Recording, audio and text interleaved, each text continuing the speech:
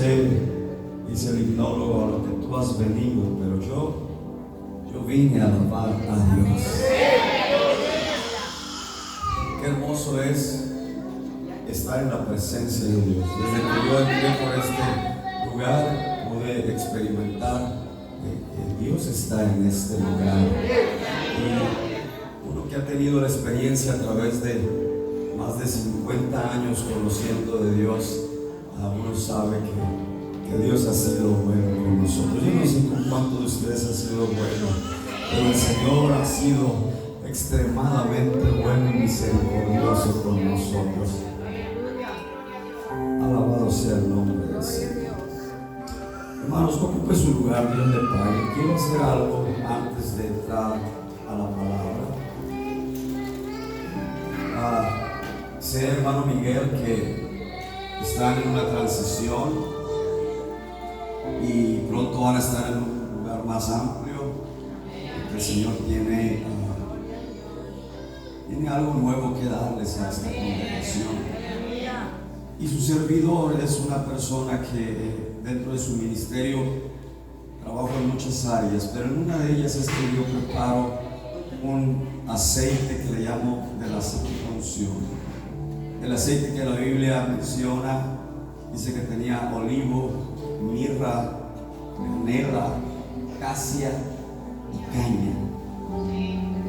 Lo único que le falta es la caña, la esencia de la caña. No la he podido conseguir, pero yo he sentido en mi corazón obsequiarle este aceite al pastor Miguel, porque quisiera que con este aceite dediquen el nuevo lugar donde va a consagrarse, para que la gloria de Dios descienda en este nuevo lugar.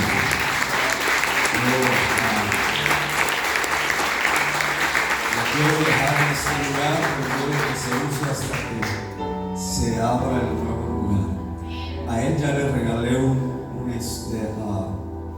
aceite más pequeño, ¿verdad?, para su uso personal, pero este, hermano Miguel, queremos que sea exclusivamente para el nuevo templo. Si se acaba, estrenamos otro, como el Mojitel, ¿verdad? Pero para que por ese consagre en el nuevo lugar y sea presentado para la gloria del Señor. Dios le bendiga. Amén. Gloria a Dios. ¿Cuántos han venido por una palabra?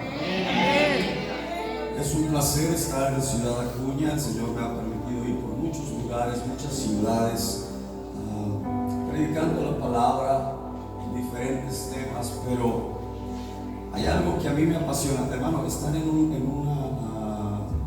son dos pequeños portafolios así, en uno de esos debe estar el carro.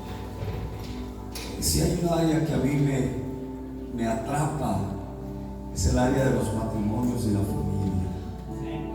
Y a veces, aunque yo hable de liderazgo, hable de la estrategia, hable quizás de salvación, o hable quizás de santidad o del Espíritu Santo, pero siempre me gusta hablar algo, alguna cápsula del matrimonio o de la familia. Sin embargo, hoy voy a hablar sobre la familia.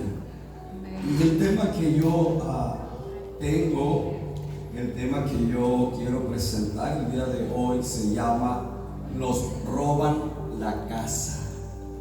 Yo no sé cuál es tu condición, no te conozco. Yo no sé cómo te llamas, quizás al hermano Miguel, el hermano Primitivo, a ellos y apenas los acabo prácticamente de conocer. Pero del que yo predico te conoce. Antes de que estuvieras en el vientre de tu madre, el Señor ya te conocía. Tu madre ni siquiera sabía, pero ya el Señor estaba formando tu embrión, estaba formando tus ojos, estaba formando quizás tu pelo, el color de tu piel, el timbre de tu voz. Todavía tú no sabías que ibas a nacer, eras muy pequeñito, muy diminuto, pero Dios ya sabía el propósito para el cual te había traído a este mundo.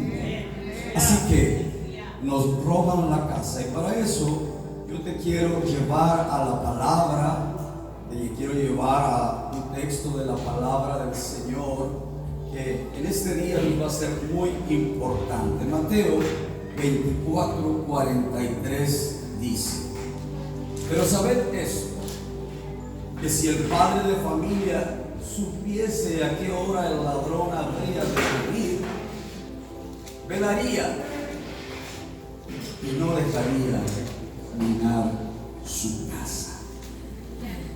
Velaría y no dejaría minar su casa. Señor Jesús, he leído tu palabra.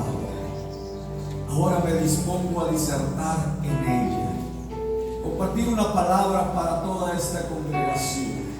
Permite que esta palabra se haga carne, que esta palabra habite entre nosotros, que penetre hasta partir el alma, que disipe, Señor, los pensamientos de temor, que quite toda duda, que calme ansiedades, que venga a afirmar nuestra mente y nuestro corazón.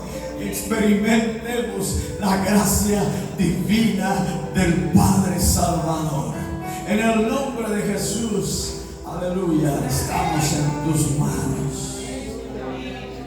Alabado sea el nombre del Señor. Vivimos en tiempos donde el robo, donde el crimen está a la orden del día. Una persona es asaltado, otra persona es violentado, otra persona se le quita quizás la vida. Y quiero decirles que mucha gente se prepara para no dejarse robar. ¿A cuántos de ustedes les gusta que los roben? Usted se esfuerza, trabaja, con mucho a veces esfuerzo logra comprar sus bienes, y entonces nos preparamos para no dejarnos robar. Ponemos protecciones en la casa, usamos candados, contratamos vigilancia, ponemos cámaras, ponemos alarmas. Y lo que hemos logrado, lo que hemos hecho a base del esfuerzo, no queremos que nos lo roben. ¿Usted quiere que le roben su casa? Por lo que, como no queremos que nos roben, a veces, sobre todo en Estados Unidos, se hace uso de las armas con tal de no permitir el robo. Pero hay algo más importante que tu casa. Hay algo más importante que tu vehículo, que tu iPhone 12. Hay algo más importante que quizás tener una caja fuerte en casa llena de dineros o alhajas. Nuestro más grande tesoro es la familia. Es tu esposa, es tu esposo, son tus hijos. En mi caso ya mis nietos. Yo provengo de una familia donde somos varias generaciones en Cristo. Mi bisabuela fue cristiana, mi abuela fue cristiana, mi madre tiene 62 años de bautizada en Cristo. Su servidor es cuarta generación en Cristo. Mis hijos, los dos, están en el camino de Dios. Me dio gusto cuando la hermana decía, ¿verdad? Toda nuestra familia está en Cristo. Mis hijos son quinta generación en Cristo y mis nietos son la nueva generación, sexta generación en Cristo. Hay algo que vale más que todos los tesoros del mundo, pero a veces le ponemos más atención a las cosas materiales. A un hijo no le ponemos un candado, a un hijo no lo metemos dentro de algunos barrotes, y vale más que todos los tesoros del mundo. Dice la palabra de Dios que un alma vale más que todo. Pero ahora no estamos hablando de una, estamos hablando de 5, de 10, de 15, no sé cuán grande es tu familia. Mi madre viene de una familia de 18 hijos, y eso que mi abuela tenía matriz infantil, si no, quién sabe. Alabado sea el nombre de Dios. Pero yo quiero entonces hacerte reflexionar el día de hoy,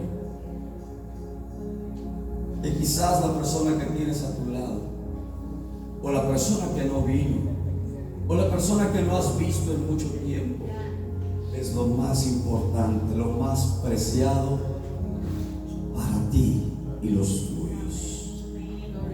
Mateo 16:26 dice: porque ¿qué aprovechará al hombre si ganare todo el mundo y perdiere su alma? Y en este caso yo lo pongo entre paréntesis para parafrasearlo. Dice: si ganare todo el mundo y perdiere sus hijos. ¿De qué me sirve a mí ser un predicador si mis hijos no reciben la palabra? ¿De qué me sirve ser un consejero de tantos matrimonios y que mi matrimonio estuviera destruido? ¿De qué me sirve compartir palabra de Dios para ti en este día si mi casa está destruida? Y hoy veo con tristeza que muchas casas están siendo robadas por el diablo.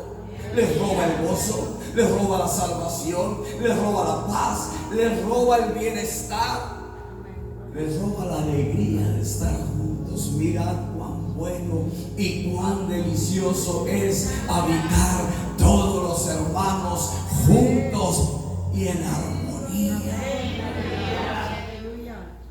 ¿Qué pasaría? ¿Qué sucedería si fracasas en tu familia? De nada te servirán tus triunfos. En ese lugar que usted está viendo en pantalla, estoy en la ciudad de Chilpancingo. Yo le dije: Señor, llévame a donde tú quieras. Mi sueño, mi anhelo es ir a los lugares donde no me pueden pagar. Y había un pastor que tenía 2 años invitándome a ir a su iglesia y no podía. Pero me habla una persona 12:30 de la noche en la ciudad de Oaxaca y me dice: soy el empresario fulano de tal, tú no me conoces, pero te quiero invitar a Chilpancingo. Y era un lugar donde había más de 700 empresarios. Y a mí me maravilló cuando él me dice: quiero que me des una conferencia de matrimonio, una de familia, y que me hagas un culto aquí con estos 700 empresarios de agradecimiento a Dios. Pues yo me quedé sorprendido. Ahí fue cuando yo acuñé esta frase: si fracasas en tu familia, de nada te servirán tus triunfos. ¿De qué me sirve presentarme en foros de miles de personas? ¿De qué me sirve ser una persona que trae a consejería, escritura, varios libros escritos, si mi familia está acabada? ¿De qué me sirve lograr que alguno venga a Cristo si no estoy en paz con mi esposa? Si no soy feliz con mis hijos, si mis hijos no son felices junto a mí, de nada me sirven los triunfos, de nada me sirve el dinero, de nada me sirve mi casa, de nada me sirve mi carro, porque lo más importante es la familia.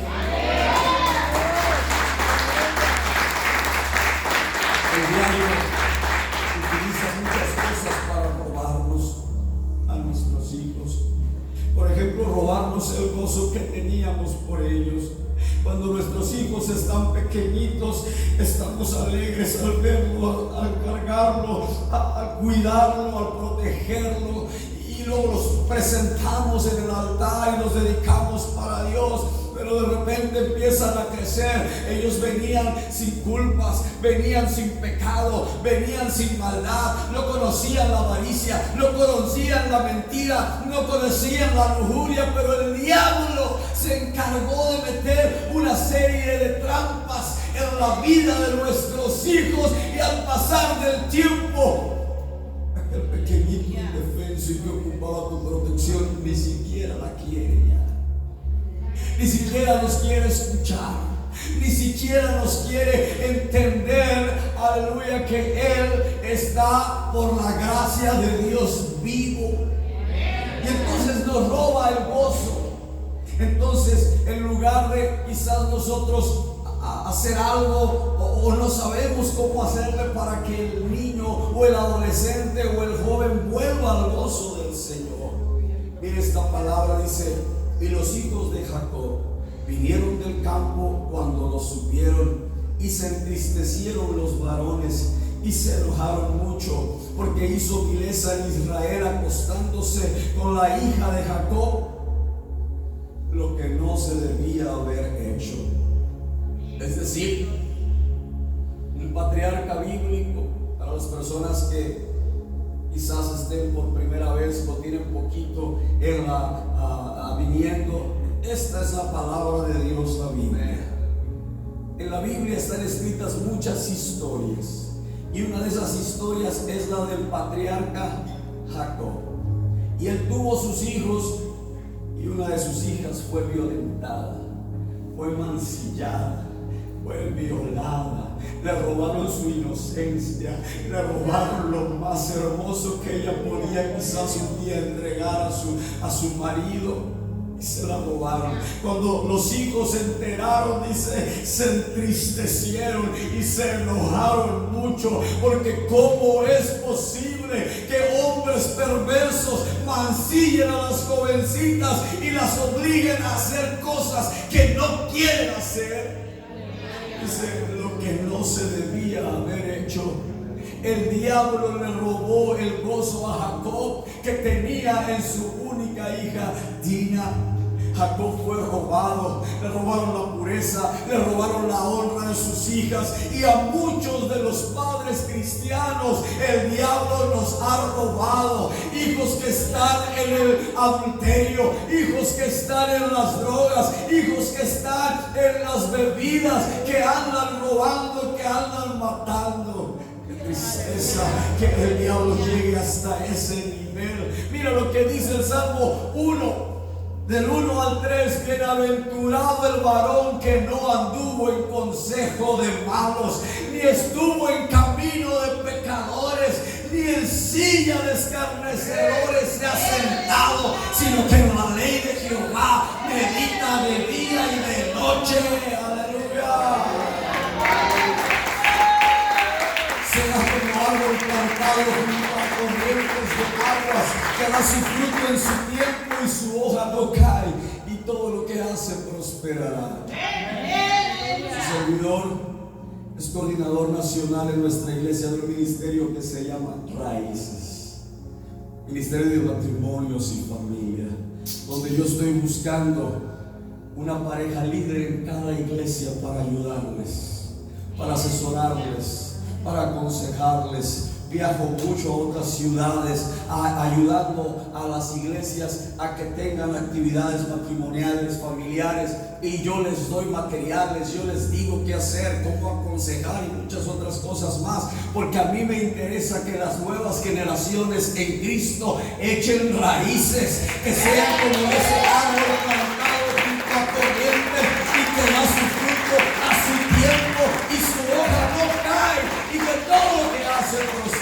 Yo no sé si alguien está conmigo en esta mañana. Yo no sé si alguien quiere que su familia sea prosperada, que sus hijos estén de rodillas delante de la presencia del Señor. Debemos resguardar a nuestros hijos. Debemos esforzarnos para que el enemigo no nos lo robe. Lo malo es que cuando el diablo empieza a actuar en la vida de nuestros hijos, se desencadenan otros pecados como la venganza. Sus hermanos de Dina se enojaron, se entristecieron, y entonces urdieron todo un plan de venganza contra ese perverso llamado Siquem. Y entonces ellos urdieron un plan y les dijeron: nosotros vamos a permitir el que podamos emparentar, porque Siquem quiso, y el padre Siquem quiso emparentar para que no hubiera problemas. Y ellos le dijeron: está bien, vamos a entregarles a nuestras hijas, y ustedes nos entregan a las suyas, pero con una condición: nosotros somos siervos de Dios, y nosotros nos circuncidamos los varones, y todos se van a circuncidar, y entonces los vamos a aceptar. Ellos aceptaron y dijeron: perfecto, una circuncisión y ya.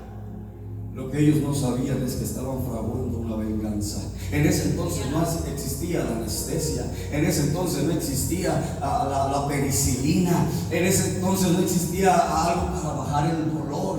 Seguramente en el momento, dice la Biblia, que ellos estaban con el momento más difícil de esa pequeña operación de la circuncisión. Entonces vinieron los hijos de Jacob y los mataron a todos. Aleluya. A lo mejor el que la hayan violado, digo, no es algo bueno, pero podía haberse terminado ahí, irse a otro lugar, hacer algo, a orar por su hermana para que el Señor la bendiga, no sé, hacer algo especial, pero ellos dijeron no. Y se desencadenó otro pecado. Yo no sé qué pecados se desencadenan con los tuyos, con tus hijos. Así que volviendo al texto, dice la palabra de Dios literalmente que si el padre de familia supiera a qué horas viene el ladrón de noche, dice, velaría y no dejaría minar o robar su casa. Yo te pregunto hoy, ¿tú has resguardado tu casa? ¿Has estado velando? ¿No has permitido que te roben a tus hijos? ¿O ya te los robaron? A veces el padre es el último en darse cuenta de los pecados de sus hijos. Usted tiene que abrirles la mochila. Usted tiene que consultarles el celular. Usted tiene que ver qué están haciendo en su casa. Ellos van a decirle, no, eso es invasión a la privacidad. Señor, usted está en mi casa. Yo soy el padre de familia. Usted está facultado para ver qué están leyendo, qué están viendo, qué están haciendo, hacia dónde van, quiénes son sus amigos. Porque usted es el responsable de su casa. Un día el pastor me dice, Enoch, amigo mío, un gran pastor, me dice, Enoch, quiero que prepares un tema que hable sobre el sexting. No me levante la mano, pero ¿cuántos de ustedes, padres, saben lo que es el sexting? Entonces yo hice una clase especial que se llama Mirando lo Indecente y entre paréntesis se llama sexting.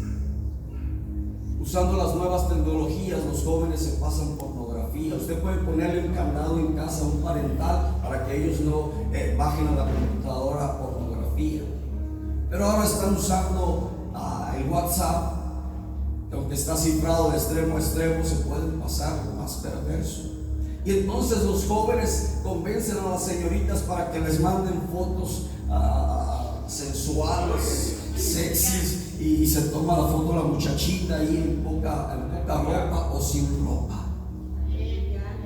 Y él me lo pidió porque una jovencita de su iglesia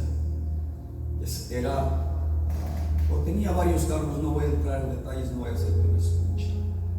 Y de repente el novio la convenció, el novio cristiano, para que le pasara unas fotitos. Ella concede el deseo del novio, pero el novio quería ir más allá. Voy a hacer un entre paréntesis para las señoritas. Cuando el novio te invita al oscurito, no es para cantarte un corito. Entonces este muchacho quiso subir de nivel su perversidad, y la muchachita tuvo miedo y no quiso tener relaciones sexuales con él. Y este perverso subió a la red las fotos de la jovencita. Pueblo chico, infierno grande. Todo el pueblo conoció las fotos de la jovencita.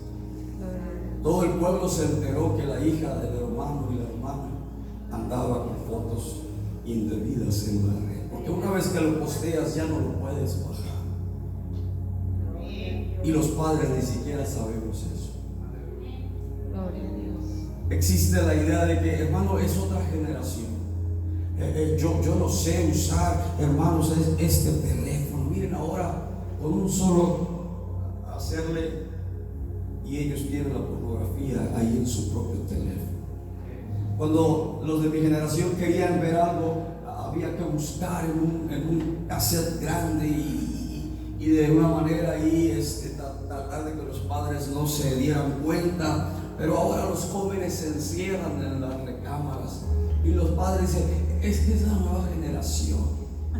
Tenemos una generación donde nuestros hijos están encerrados. En pandemia fue peor todavía. ¿Sabe qué? El diablo ha hecho estragos en nuestros hijos. Pero usted dice: yo no conozco. Un servidor a la edad de 27 años no sabía nada de estos aparatos. Pero Dios me ha dado gracia y sé usarlos. Y si usted está grande, le invito, prepárese, porque usted tiene que cuidar a sus hijos. Porque usted es el responsable de sus hijos. Porque usted no le va a poder echar la culpa al pastor Miguel o al hermano Primitivo. La culpa es del Padre. Si usted se deja robar, es su culpa. Mire lo que dice Juan 10:10. El ladrón no viene sino para hurtar, matar y destruir. Él no está jugando a la iglesita. El diablo no está jugando con tus hijos y tú a lo mejor lo visualizas como alguien colorado, con unos cuernos, con una cola y con un trinchi. No, el diablo es perverso, padre de la mentira, dice la Biblia. Y tú tienes que tener cuidado, y por eso te quiero hablar de estos dos puntos. En primer lugar, velaría. ¿Qué podemos hacer? ¿Cómo podemos cuidar a nuestros hijos? ¿Hasta qué grado llega nuestra responsabilidad como padres? ¿Qué tenemos que hacer para que ellos entiendan que vivimos en un mundo de perdición? Y el que no ora, el diablo se lo devora. Y el que no ayuna, el diablo se lo desayuna. ¿Cómo podemos entonces hacerlo? Mire, cuando hablamos de la palabra velar, significa cuidar de una persona o cosa con mucha atención o esmero. Usted va a cuidar a esa personita. Usted es responsable delante de Dios de cómo camina, cómo piensa, cómo habla, hacia dónde se dirige, a qué hora sale por el pan, dicen algunos por ahí. Usted es el responsable. No es su mamá, no es la abuela, es usted como padre, como madre.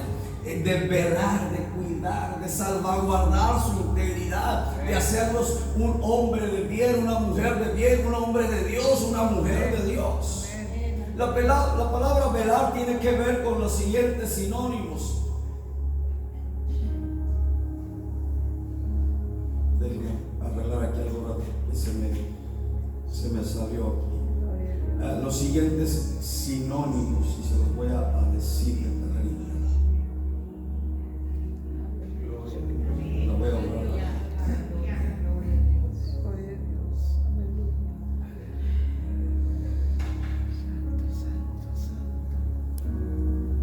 No entró. Pero entonces voy a subdividir el velaría. Hay diversas maneras de velar. Hay una manera correcta de velar. Y si hay una manera correcta de velar, entonces hay otras maneras incorrectas de velar. Corintios dice: velad debidamente y no pequéis, porque algunos no conocen a Dios, y para vergüenza vuestra lo digo. El velar de una manera incorrecta nos hace pecar. Pablo declara que hay quienes ni siquiera conocen a Dios. Yo no sé cuántos conocen a Dios en este lugar. Tenemos que aprender a velar, pero con oración. Pasar la noche en vela es muy diferente. Velar con oración, velad y orad para que no entréis en tentación. El espíritu, la verdad, está dispuesto, pero la carne es débil. Podemos desvelarnos viendo 4 horas el Face o la televisión, pero para velar por tus hijos tienes que hacerlo con oración, en la presencia del Señor, porque la palabra de Dios dice: si Jehová no edificare la casa, en vano trabajan los que la edifican. Si Jehová no guardare la ciudad, en vano vela la guardia. ¿De qué te sirve pasar la noche en vela? hay que acompañarla con oración, hay que presentarnos delante de Dios, hay que acompañarnos en nuestro velar de parte del Señor, y que el Señor esté ahí en esa noche mientras tus hijos lleguen a tu casa. Hay padres que se duermen y no se dan cuenta ni a qué hora llegó el hijo. Tenemos que aprender a velar con firmeza. Es decir, no se trata de que un día sí, un día no, 2 días sí, 4 no. Tu diario tienes que velar por tus hijos. Cuando tus hijos salen, tú los presentas delante de Dios. Tú dices: Señor, tú cuidas su entrada, cuida su salida desde ahora y para siempre.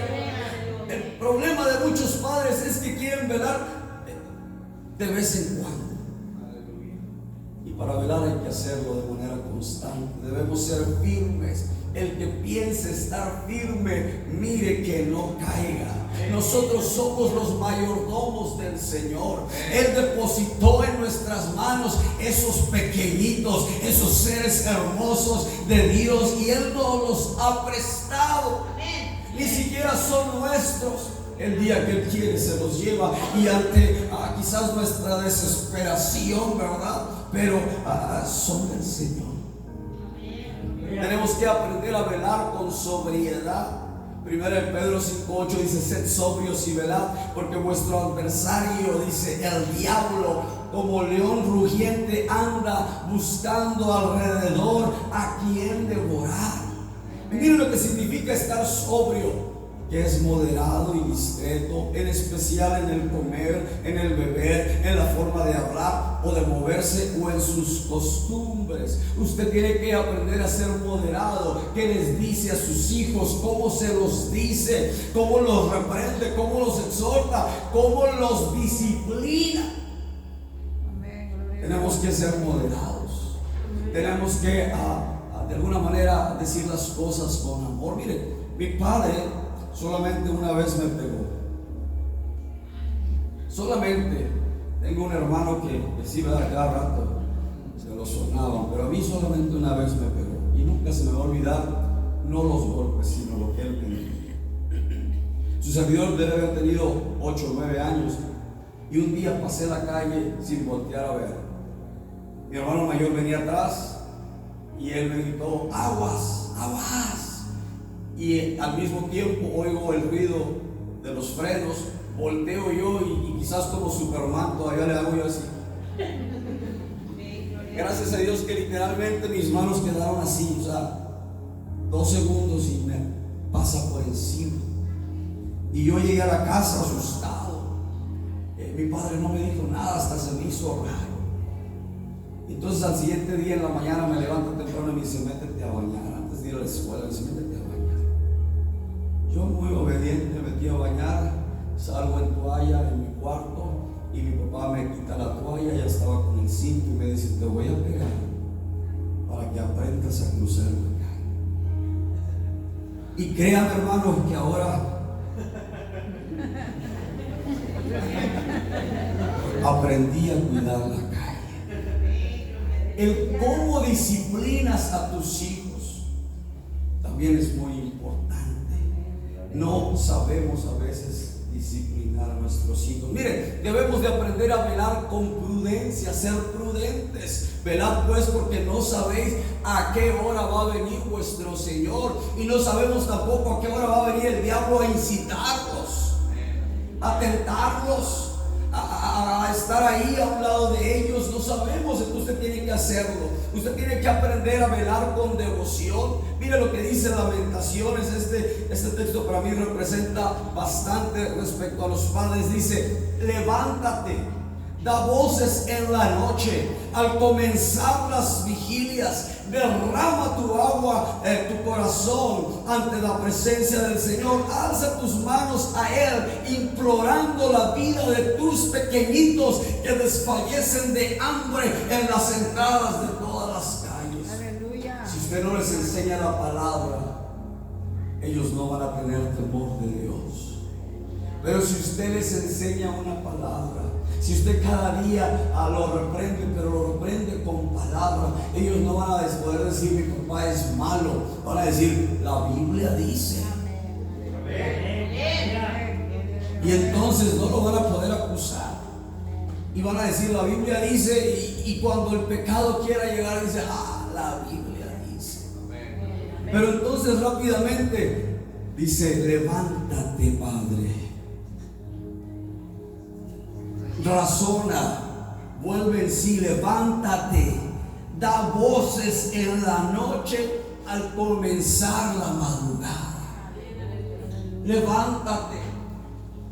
Y luego dice, derrama tu agua, derrama tu corazón como agua ante la presencia del Señor. No se trata de que usted le diga, Señor, te presento a mis hijos. No, usted tiene que estar ahí en la presencia del Señor y decirle, Señor,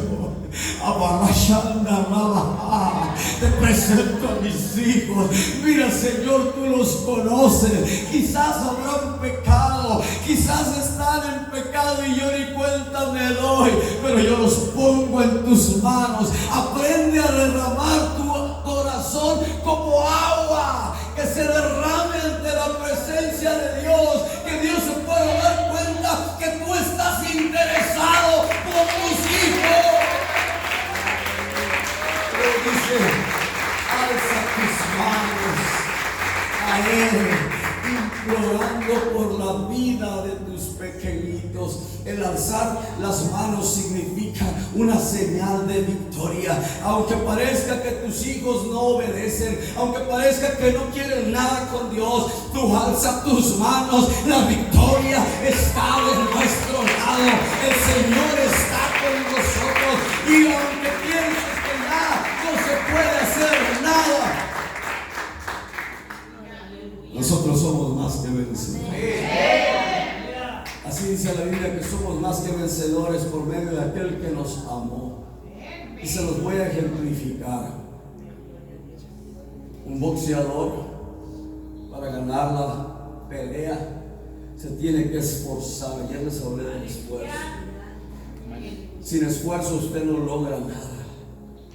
Y a veces nos esforzamos para tantas cosas, menos para nuestros hijos. Dedicamos horas enteras a trabajar y unos segundos para tratar con nuestros hijos. Entonces el boxeador se abstiene de muchas cosas, no come muchas cosas, ni siquiera está con la esposa porque le puede robar la atención o la fortaleza. Se abstiene de comidas, hace mucho ejercicio, corre, brinca, hace tantas cosas. Cuando se llega el día de la pelea y gana, le levantan la mano. A lo mejor está así todo deformado su cuerpo, pero él está con una sonrisa, ¿verdad? Le pusieron su cinturón, ¿verdad? Le levantan la mano y él sabe con que está todo moreteado y todo golpeado y cansado, pero tiene un cheque de varios millones de dólares. Llega a su casa. Su mujer no se abstuvo de nada. Su mujer no hizo ejercicio. Su mujer no recibió un solo golpe. Y él llega a su casa con el cheque y la mujer le dice, cheque, te quiero. Cheque, te adoro. Cheque, me gustas. Y de igual manera, usted no recibió un golpe. Usted no fue escupido. Usted no fue azotado. Usted no fue herido. El castigo de nuestra paz fue sobre Él, y por su llaga fuimos nosotros curados. Somos más que vencedores en Cristo. Usted alza sus manos, aunque el diagnóstico esté sombrío, aunque parece que no se puede lograr nada, aunque parece que las palabras están vacías. Abraham creyó en esperanza contra esperanza. Así que conocemos la historia de Moisés. Mientras él tenía su mano levantada, ganaban la batalla. No se canse de levantar sus manos. Si se cansa usted como hombre, dígale a la mujer, ayúdame mujer, levántame la mano. Ayúdense mutuamente a levantarse las manos. Tenemos que aprender a velar con diligencia. No somos diligentes.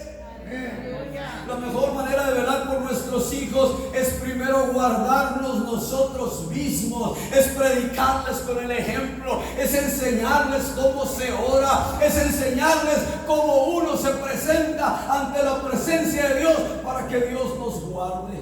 Yo no sé cuántos de ustedes han estado en peligro de muerte. Yo muchas veces he tenido la pistola aquí, me jalaron y no salió el balazo. He estado en medio de balaceras de bandos contrarios, pero hasta aquí el Señor me ha cuidado. El Señor es bueno, el Señor es grande, su misericordia. Usted tiene que aprender a ser diligente. El Deuteronomio dice: por tanto, guárdate y guarda tu alma con diligencia, para que no te olvides de las cosas que tus ojos han visto, ni se aparten de tu corazón todos los días de tu vida. Antes bien, las vas a enseñar a tus hijos y a los hijos de tus hijos. A mi nieto más grande, ahí donde me ven de joven, ya soy abuelo. Alabado sea el nombre. Y digo joven porque estoy joven. Me veo más viejo, pero estoy joven. Y a mi nieto ya le cuento historias. A mi nieto ya le leo un canto. Al más chiquito, Abdiel, 11 meses, precioso chamaquito, a él le canto.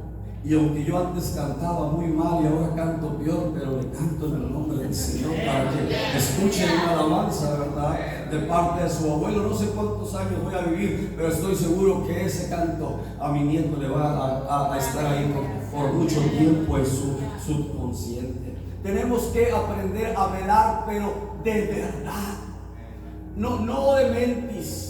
No como los niños, ¿verdad? La niña de chiquita: ay, papi, te voy a servir, te preparé un pastel. Ahora de casada, ¿qué pastel va a querer? No, cómpralo ahí en la Panamá, decimos en Mazatlán. No, que te voy a hacer una carne asada, mejor la compramos en la esquina, vale 180 el kilo. Tenemos que aprender a velar de verdad. ¿Eres o no eres padre? ¿Eres o no eres madre? De verdad. Pero sabed esto, que si el padre de familia supiese a qué hora el ladrón había de venir, velaría ciertamente. Dice Pablo: tu sí debe ser un sí y tu no debe ser un no. Que seamos verdaderos. A los hombres nos dice Pablo: portaos varonilmente y esforzados, todas vuestras cosas sean hechas con amor. En otras palabras, le está diciendo Pablo al padre: pórtate como un verdadero macho. Pero el verdadero macho no es el que pisotea, no es el que golpea, no es el que truena los dedos o ordena. Es el que sabe honrar a los suyos, que los ama como Cristo amó a su iglesia, que se somete primero a Dios y entonces toda la familia puede estar sujeta. Mateo, la palabra del Señor dice: vino luego a sus discípulos y los halló durmiendo, y dijo a Pedro: así que no habéis podido velar conmigo una hora.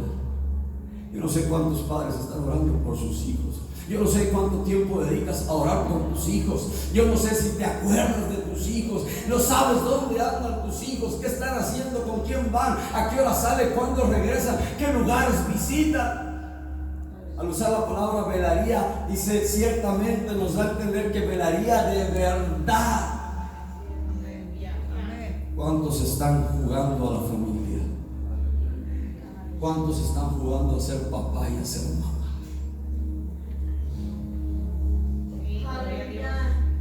Yo les puedo asegurar que nuestro Padre Celestial no está jugando.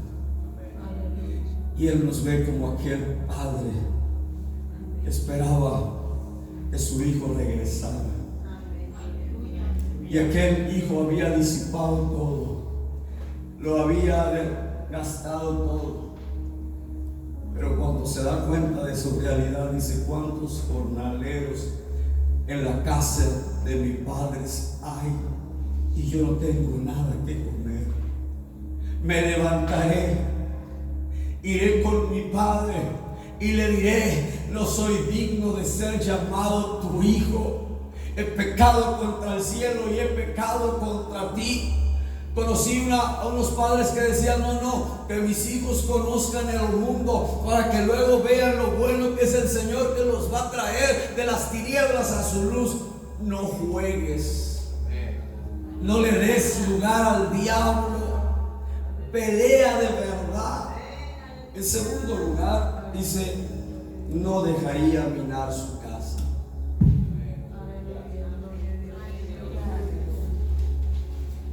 Cuando los padres están en vela, el ladrón no puede robar nada, porque entonces los padres de familia son capaces de hacer lo que sea para no permitir al ladrón no solo que nos robe, ni siquiera dejarlo entrar. ¿Qué tipo de música oyen tus hijos? ¿Qué tipo de literatura leen tus hijos? ¿Qué tipo de cosas ven tus hijos? Dice la palabra de Dios que cuando el hombre empieza a mirar cosas extrañas, su corazón hablará perversidades. Cuando tu hijo está cambiando un lenguaje de Dios por un lenguaje de maldición, es momento de poner atención. Está viendo cosas extrañas, está viendo cosas erradas. El mundo los está llevando en fantasías y los está llevando en ideas alocadas, muy lejanas de lo que dice la palabra de verdad. Y están enseñando que ahora el sexo es un elemento nada más, y es un estado del hombre donde él puede decidir si es hombre o es mujer. Y le llaman la ideología de género, y yo le llamo la perversión de género.